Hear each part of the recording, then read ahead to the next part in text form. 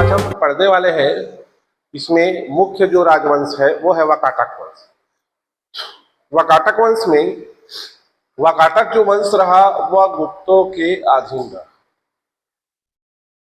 गुप्त वंशी जो सम्राट है, लुक हियर, इधर देखिए। तो जो गुप्त वंश जो रहा, गुप्त वंश महाराजाधिराज रहा, तो वाकाटक वंश महाराज रहा। और वाकाटक वंश की जो राजधानी हुई वो थी आपकी नंदीवर्धन, जो कहाँ है आपका नागपुर। ये राजवंश है, इसका प्रभाव छत्तीसगढ़ में रहा, जिसमें जो पहले राजा हुए प्रवर सेन बोला गया उनको, और उनकी बेटे की मृत्यु हो जाती है और शासन करते हैं आपके महेंद्र सेन। कौन? आपके महेंद्र सेन। महेंद्र सेन वाकाटक वंश के क्या रहे? आपके राजा रहे। देखिए क्या होता है, गुप्त वंश का शासन कहाँ था आपका? यूपी पाटलिपुत्र। गुप्त वंश के राजा समुद्रगुप्त ने अभियान किया। क्या किया? अभियान किया, दक्षिण अभियान किया, ग्रहण मोक्ष अनुग्रह। इसका मतलब यह था कि राजाओं का साम्राज्य उन्हें हरा करके छीना जाता था, और छीनने के बाद क्या करते थे, उस साम्राज्य को उसको फिर से वापस दे देते थे। राइट? इसी को बोलते हैं आपके धरणी बंद ग्रहण मोक्ष अनुग्रह या राज्य प्रस्थोधरण की नीति। समुद्रगुप्त हमारे कहाँ आ गए? आपके छत्तीसगढ़ में। छत्तीसगढ़ में राजा थे आपके वाकाटक वंश के महेंद्र सिंह, और दूसरे महाकांतार के राजा आपका व्याघ्रराज। व्याघ्रराज। और दूसरे राजा कौन हुए बेटा आपका? कौन राजा हुए? महेंद्र सिंह। और इनको समुद्रगुप्त ने क्या किया? इन दोनों को डिफीट किया, जिसकी जानकारी अपने को हरिसेन की प्रयाग प्रशस्ति से मिलती है। कहां से मिलती है आपका? जिसकी जानकारी अपने को प्राप्त होती है हरिसेन द्वारा कृत प्रयाग प्रशस्ति।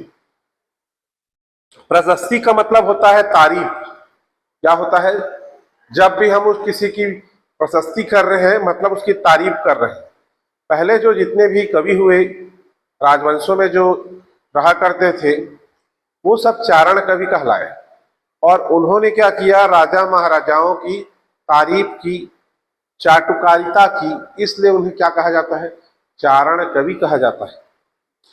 हरिसेन यहां पर इन्होंने उनकी अच्छी बातों को लिखा, इसी को बोला जाता है हरिसेन की प्रयाग प्रशस्ति। समुद्रगुप्त को भारत का नेपोलियन कहा जाता है।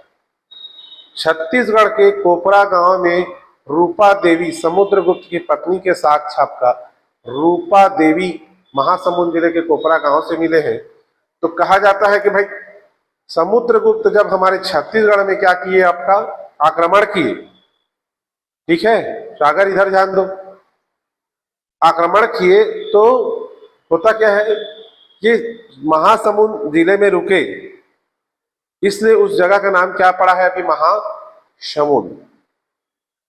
ठीक है, तो विशेष रूप से इसको याद रखना है।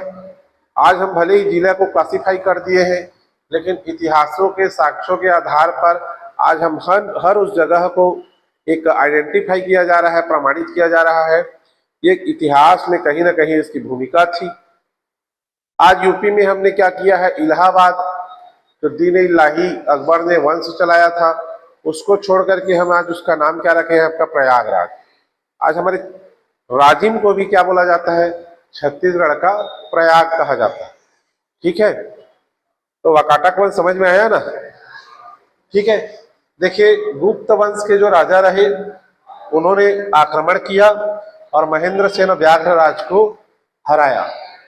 स्पष्ट है? क्लियर है? देखो होता क्या है, दूसरे जो राजा रहे महेंद्र सेन के बाद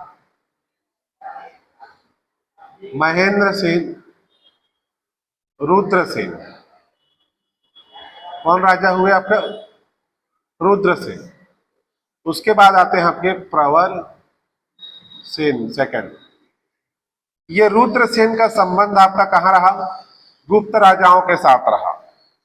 और गुप्त वंश में राजा हुए आपके चंद्रगुप्त द्वितीय। और चंद्रगुप्त जो द्वितीय जो राजा हुए, चंद्रगुप्त द्वितीय, उसके यहां उनकी जो बेटी का नाम था प्रभावती। क्या नाम था? प्रभावती। प्रभावती का विवाह रुद्रसेन से हुआ और रुद्रसेन दिवंगत हो गए। सारा राजपाट किसको मिल गया? गुप्त वंश को। और एक शासिका के तौर पर प्रभावती ने क्या किया? शासन किया। समझिए बात को। रुद्रसेन चंद्रगुप्त द्वितीय का दामाद बना और अंत में इसकी मृत्यु हो जाती है।